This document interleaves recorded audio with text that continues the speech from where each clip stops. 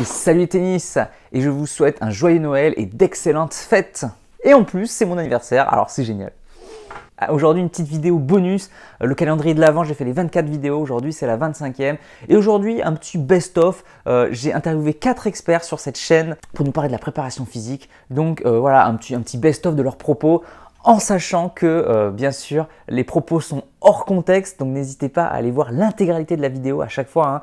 N'hésitez pas à aller voir dans le lien, je vous mets le lien dans la description, donc n'hésitez pas à aller voir la vidéo originale pour voir l'intégralité de l'interview. Donc là voilà un petit aperçu des réponses un peu hors contexte. J'ai essayé de regrouper par thématique avec des questions un petit peu fictives. Donc voilà, c'est pour ça que ça ne répond pas toujours exactement à la question que j'ai posée. Mais voilà, j'ai trouvé ça sympa. Et puis ce qui est marrant, c'est qu'on voit qu'on a beau être expert dans notre domaine, la préparation physique, ça a beau avoir des fondamentaux, et bien on a chacun notre point de vue, on a chacun notre petite patte, notre expertise, on a chacun notre petite spécialité. Et c'est ça qui rend ce sport si génial. Merci du fond du cœur à ces experts. Et voici leurs extraits, le petit best-of.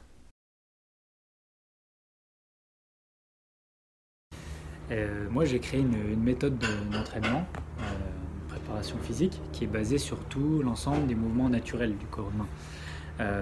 Donc contrairement à de la préparation physique classique, on va sortir un petit peu de ces gestes artificiels. Ça ne veut pas dire qu'ils ne sont pas efficaces, mais pour se rapprocher justement vers des mouvements qui vont, eux, être biologiquement intégrés à notre vie depuis tellement de millions d'années qu'ils en sont devenus naturels. Donc voilà, le mouvement naturel, je sais que c'est ta spécialité. Donc je sais aussi que tu as fait STAPS, donc tu as aussi les connaissances classiques de préparation physique. Tu es aussi joueur de tennis, tu as été classé 5-6, donc ça forcément la discipline tu la connais. Je suis entraîneur de tennis, mais je suis très passionné par ça et j'ai aussi fait une licence en STAPS. Donc voilà, je m'intéresse sans cesse tous les jours, je cherche des contenus sur internet ou alors en littérature pour pouvoir gagner encore plus en compétences. Donc voilà, je sais que tu es passionné et surtout tu t'entraînes. Je sais que tu es quelqu'un parce que moi j'ai des connaissances mais j'ai du mal à l'appliquer. Donc toi, comment tu réussis à appliquer ça, à t'entraîner tout le temps? J'ai commencé depuis tout petit, étant très jeune, avec mon père et mon frère. On se levait à 6 h du matin, on allait sur la plage, on courait, on faisait des escaliers. On faisait à peu près 1h30 d'entraînement et du coup je crois que c'est resté et c'est devenu une routine. Du coup, c'est plus une habitude ou c'est un plaisir de t'entraîner physiquement? Les deux. C'est un plaisir, mais c'est aussi une habitude. C'est-à-dire qu'il y a des fois où j'ai pas très envie et le fait d'y c'est très compliqué de commencer. Et une fois que j'y suis, je prends plus de plaisir. Je me présente, Diego Roslet. Je suis préparateur physique du coup, diplômé depuis 2 ans maintenant à la faculté de sport de Nice. Et je suis également prof de tennis. Mais là, on va parler aujourd'hui de la préparation physique spécifique au tennis, qui est pleinement mon domaine. Alors moi, la préparation physique, c'est des compétences que j'ai développées déjà durant ma formation à l'université, donc en licence STAPS. Ensuite, j'ai utilisé ces compétences dans mon métier d'entraîneur, puisque ma principale activité, ça est d'entraîner au basket. Il m'est arrivé quand même d'accompagner individuellement des sportifs, beaucoup de basketteurs au niveau préparation physique, mais aussi deux joueuses de tennis. Puis globalement après c'était de la préparation physique pour des sportifs qui voulaient juste des coachings pour de la remise en forme, mais pas de sport en particulier. Donc la majeure partie de mon expérience, elle se situe quand même dans le basket. Déjà on va partir de la logique c'est un jeu. Le but du jeu, c'est de gagner la partie, donc de gagner les jeux, les sets et puis le match. Donc pour marquer le point, il faut déséquilibrer l'adversaire et réussir à mettre la balle hors de portée de l'adversaire, en tout cas créer un déséquilibre pour qu'il puisse pouvoir l'attaquer ou le prendre à contre-pied, enfin voilà. C'est l'activité que je connais en tout cas qui est la plus complète au niveau sportif, que ce soit physiquement, mentalement, techniquement et tactiquement. Et donc du coup, il faut arriver à harmoniser tout ça, c'est-à-dire que ne pas en privilégier une par rapport à d'autres. Très particulier, c'est pour moi un des sports vraiment qui demande d'avoir les plus belles compétences physiques, qualité physique aussi. C'est vraiment très très compliqué et justement c'est ce qui fait la beauté de ce sport. C'est vraiment intéressant, je trouve que c'est un des rares sports qui nécessite d'avoir autant de qualité physique. Pour le tennis, ce qui est important, c'est le temps réel de jeu. Donc on sait qu'au tennis, on joue environ 25% du temps et le reste du temps on est en récup. Donc le travail est très intermittent au tennis sur le plan physique. Moi, si je devais retenir qu'une seule qualité qu'on devrait vraiment garder, ce serait d'abord le relâchement, avant tout. Avant la vitesse, la puissance, la rapidité, le coup d'œil, ce serait vraiment le relâchement. C'est pas mon cas. Donc le relâchement, qualité prioritaire au tennis, c'est hyper intéressant.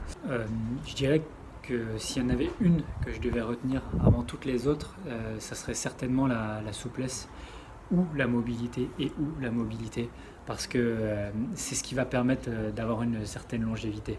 On voit tous les sportifs, tous les tennisman particulièrement qui n'avaient pas cette qualité-là, mais qui avaient d'autres qualités qui ont fait qu'ils ont été très bons, n'ont pas tenu très longtemps sur le circuit.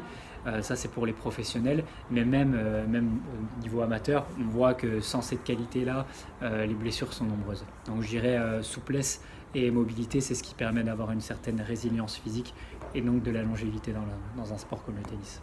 Une qualité importante à travailler, c'est au niveau perceptivo-moteur, c'est-à-dire qu'il y a toute une notion de perception et d'analyse de la situation, c'est-à-dire que notre adversaire il se déplace, il va avoir une gestuelle pour frapper la balle, donc il va falloir analyser la trajectoire de la balle, et par rapport à ça, il va falloir qu'on ait un placement, un déplacement et même des ajustements de placement par rapport à la balle pour pouvoir organiser au mieux le coup. Un coup qui, pour moi, un coup efficace, c'est un coup où on est dans une posture bien stable, bien ancrée, et on va pouvoir dérouler une frappe. Bien que, plus le niveau monte et plus des fois on va être amené à être sur des coups que moi j'appelle des coups d'urgence. On n'a pas forcément eu le temps de s'ajuster par rapport à la balle, mais oui, il va falloir se débrouiller pour renvoyer une balle, et puis une balle suffisamment, pas forcément forte, mais en tout cas une balle qui va permettre de maintenir le déséquilibre chez l'adversaire et pas le mettre en situation de force par rapport à nous. Pour moi, c'est le combo force-vitesse avec l'explosivité. Donc surtout quand on passe à l'âge adulte, c'est vraiment la priorité avec la force max qui amène ensuite l'explosivité. Donc ce combo force et vitesse permet de vraiment potentialiser tous les efforts physiques pour le tennis et pour être performant dans ce sport. Quand on est en train de jouer, il n'y a pas d'ordre. Tout est l'un dans l'autre. Voilà, c'est un tout. Par contre, en fonction du niveau du sportif, de son expérience, de son âge, du niveau technique, il va falloir à un moment donné, selon moi, passer par une compartimentation des qualités. Il y a besoin d'être à la fois coordonné, souple, puissant, rapide, endurant, résilient. Chaque joueur va avoir des points forts. Des joueurs qui vont être très puissants, peut-être manquer un peu d'endurance, d'autres très souples, mais manquer un peu de puissance. Et les meilleurs ont tout ça à la fois. Pour moi, les principales qualités, c'est perceptivo-moteur, pilotage des appuis et puis gainage. Voilà. Mais après, par rapport aussi aux frappes que j'appelle moi d'urgence, c'est-à-dire on est en train de glisser parce qu'on est un peu en retard sur la balle, il va y avoir toutes ces phases excentriques que le joueur va devoir gérer. Il va y avoir la souplesse, puisque des fois, on le voit, il faut aller chercher des grands écarts pour atteindre la balle. Alors, premièrement, la coordination, parce qu'il faut faire énormément de choses avec le bas du corps et différentes choses avec le haut du corps, tout en regardant la balle ou alors l'adversaire. C'est vraiment super important.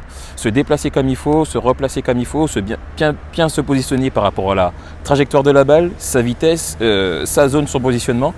C'est vraiment compliqué. Donc la coordination à la première.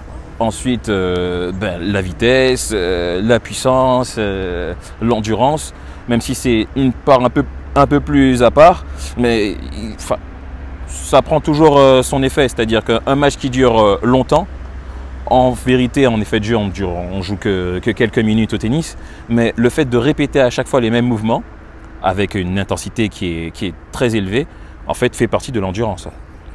Ok. Très bien. Et juste un petit bonus, la souplesse, alors du coup, c'est important au tennis ou pas du tout? Djokovic, Si. il fait des grands écarts, Ouais. ça sert? Ou Mhm. le joueur de tennis, on est raide et c'est pas grave? Ben, de manière générale, enfin de manière singulière, même pas de manière générale, on est tous avec des qualités différentes. Lui, il est né avec cette qualité de souplesse, il l'utilise bien comme il faut. Mais bien entendu, la souplesse aide énormément. Que ce soit un volleyeur qui va chercher une balle qui est super loin, ou alors un autre joueur qui va défendre, ou celui qui est l'attaquant, qui va s'étendre pour pouvoir se matcher en sauter. Enfin, quoi qu'il arrive, toutes les qualités se retrouvent au tennis. La partie cardio ou aérobie, elle permet du coup de récupérer plus vite entre les sprints, entre les points, mais on n'a pas besoin d'avoir un cardio non plus de marathonien. Donc pour moi, la partie aérobie, elle englobe et elle permet une meilleure récupération tout au long d'un match, mais elle ne doit pas être la priorité. Après, ça dépend bien sûr des âges qu'il faut prendre en compte en fonction du moment auquel on développe telle qualité. Mais ensuite, la deuxième chose qui est très importante, donc pour moi, c'est le combo force-vitesse avec l'explosivité. Donc surtout quand on passe à l'âge adulte, c'est vraiment la priorité avec la force max qui amène ensuite l'explosivité. Donc ce combo force et vitesse permet de vraiment potentialiser tous les efforts physiques pour le tennis et pour être performant dans ce sport. Ensuite, il y a également les points qui durent de plus de 10 secondes. Donc sur cette partie des points, on passe dans le lactique. Et sur ce plan-là, il faut du coup être capable d'encaisser la répétition d'efforts de plus de 10 secondes sur des points qui durent justement entre 10 et 15 secondes. C'est assez rare, mais il faut également le travailler. Mais du coup, je dirais que ça vient en troisième point. Et ensuite, il y a la notion de coordination, qui est très importante également, mais qui se développe bien sûr, en général, entre 10 et 13 ans.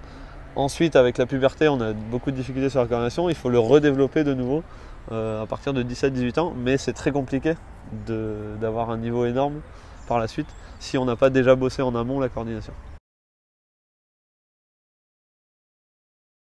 Après, c'est vrai que moi, j'ai une facilité à aller vers la résilience parce que la méthode est née aussi pour ça, la préservation des blessures. Je parle de résilience, c'est ça. C'est le fait d'avoir un corps qui soit capable d'encaisser des grosses charges de travail et de ne pas subir de dégradation derrière. Donc ça, il y a vraiment un gros pôle santé, on va dire. Après, sur la performance, on va aller chercher du détail. Il y a une petite notion d'équilibre, un travail du pied par exemple qui ne serait pas assez porté sur l'avant du pied. Au tennis, on sait qu'on a vraiment besoin d'aller dans le rebond. Ça par exemple, on va pouvoir le faire. Mais là, on est vraiment sur du travail très spécifique. En règle générale, la résilience, c'est vraiment ce que je peux apporter de plus. Le reste, il y a d'autres méthodes, je pense, qui peuvent aussi l'apporter. Mais la résilience telle que Wolf, donc la méthode que je propose, je ne pense pas qu'il y ait d'autres méthodes qui puissent l'apporter de la même manière en tout cas. Si vous souhaitez aller plus loin dans la préparation physique pour le tennis, nous allons créer du contenu auquel vous aurez accès si vous le désirez. Sur ce contenu, on va mettre des séances sur la vitesse, l'endurance, la stabilité et le gainage qui est primordial au tennis, et également la coordination. Donc vous aurez tout le contenu, toutes les consignes, les démonstrations également dans ces vidéos, et vous pourrez ainsi améliorer votre niveau physique pour le tennis et ainsi améliorer vos performances. Il y aura également une vidéo sur l'échauffement type avant un entraînement ou avant un match que nous prodiguerons dans le contenu auquel vous aurez accès. Du coup, si jamais vous voulez aller plus loin, donc Mehdi a réalisé une série de vidéos avec comme thématique. Alors, quelles sont les thématiques de la série de vidéos qu'on peut aller plus loin avec toi?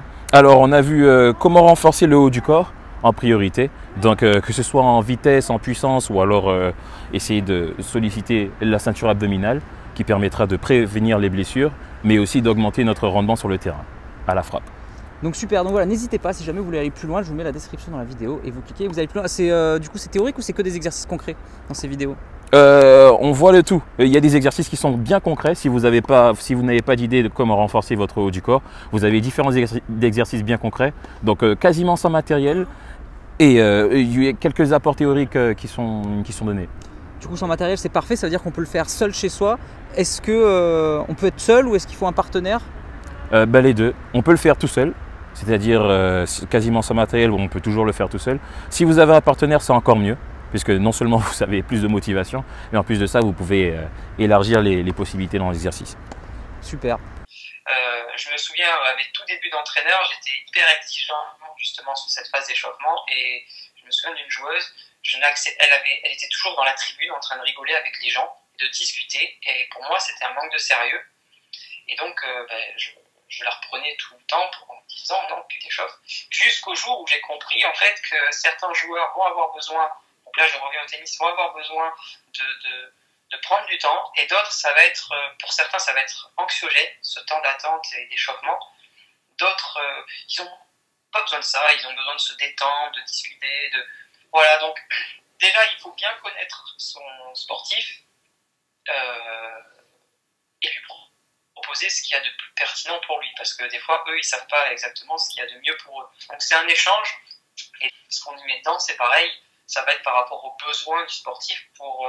quels sont ses besoins pour bien rentrer dans le match. Et je pense que en ce qui concerne les sportifs amateurs, quel que soit leur âge, si vraiment ils attachent une importance, ils accordent une importance à gagner le match, et il y en a beaucoup de sportifs amateurs qui se disent je joue pas trop pour le résultat, mais quand même ils aiment pas perdre. Je pense que la première chose que j'ai envie de leur conseiller de faire, c'est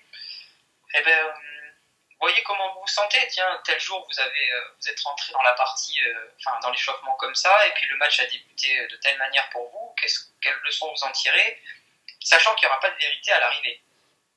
Voilà, après, c'est une adaptation de tous les instants, et après, c'est quand on connaît bien son sportif et ses besoins, que là on peut aller puiser dans nos outils de professionnels, nos outils pour préparer physiquement, préparer mentalement, préparer techniquement. Et là, on va faire notre sauce. Et c'est ça qui est beau dans notre métier. Jamais pareil. Et voilà, c'est terminé pour cette année. Merci encore aux experts. C'était vraiment génial. Merci à vous d'avoir suivi ce calendrier de l'Avent tout au long de ces 24 jours. 25 avec aujourd'hui. La dernière page se ferme aujourd'hui. Rendez-vous pour le calendrier de l'Avent l'année prochaine. Et puis bien sûr, rendez-vous très prochainement pour une nouvelle vidéo. Moi, je vous souhaite de joyeuses fêtes. Une bonne fin d'année. J'espère que 2021 sera mieux que 2020. Et je vous dis à bientôt. En attendant, n'oubliez pas, allez jouer au tennis, progressez et surtout, faites-vous plaisir. Ciao. Si vous voulez aller plus loin, je vous propose 2 formations avec 2 experts de la préparation physique. Je vous laisse cliquer sur le lien qui est dans la description pour plus d'informations. Et comme toujours, n'hésitez pas à me soutenir en cliquant sur j'aime et en partageant les vidéos ou à me soutenir sur Tipeee. Merci et à bientôt.